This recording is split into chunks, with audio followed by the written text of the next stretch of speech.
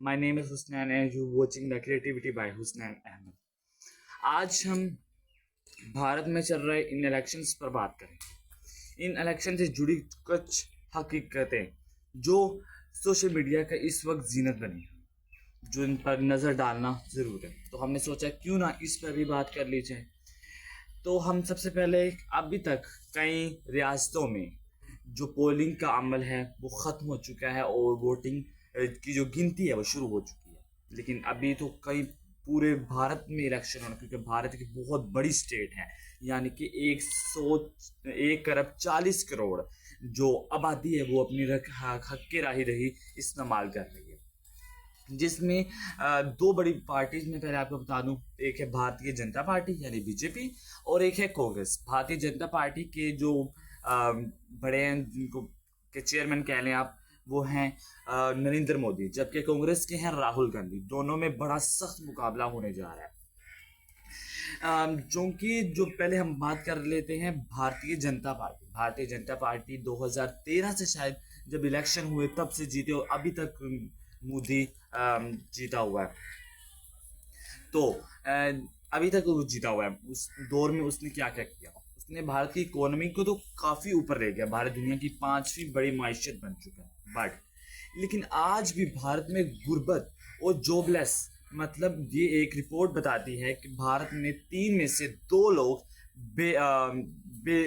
बेरोजगार हैं, उनके पास नौकरी नहीं है। मतलब यानी कि वहां पर अभी तक नौकरियों का मसला चल रहा है। नौकरियों का मसला देख लें। सेकंड नंबर पे आप देख लें वहां पर बहुत ज़्यादा गुर्बत का होना।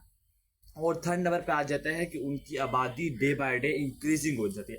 यही इल्ज़ाम, वो अगर आबादी बढ़ती है तो वो इल्ज़ाम भी मुसलमानों पर ही लगा दिया जाता है कि मुसलमान आबादी बढ़ा रहे हैं, मतलब यानी आपकी आबादी नहीं बढ़ रही, तो वो भी इल्ज़ाम जो क्या है वो मुसलमानों पर ही लगा दिया जाता है कि मुसलमान ही अपनी आबादी को इंक्रीज कर रहे हैं।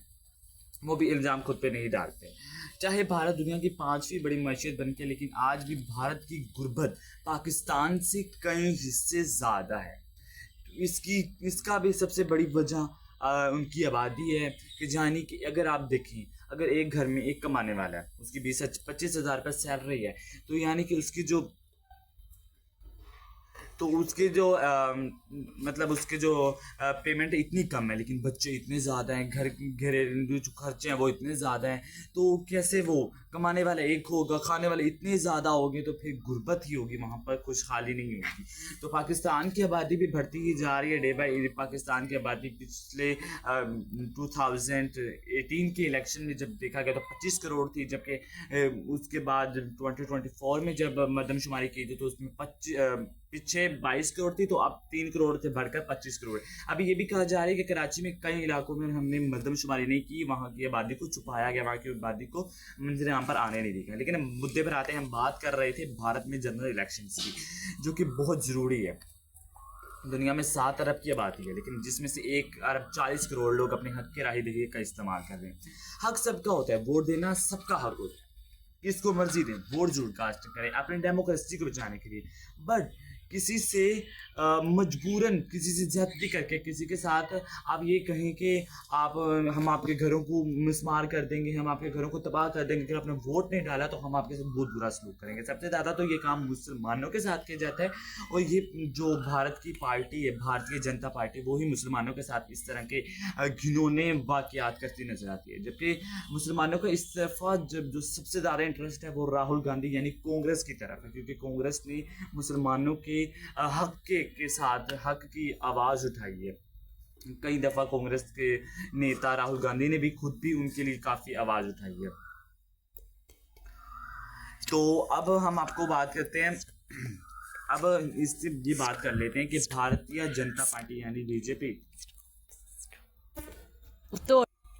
तो हम ये ज़रा इस पर नज़र डालते हैं कि हर भारतीय जनता पार्टी यानी मोदी की, जो नरेंद्र मोदी की जो पार्टी है, उसके इस दफ़ा इक़्तिदार में आने की चांसेस कम क्यों लग रहे हैं। इसकी 3 सबसे बड़ी वजूहत है।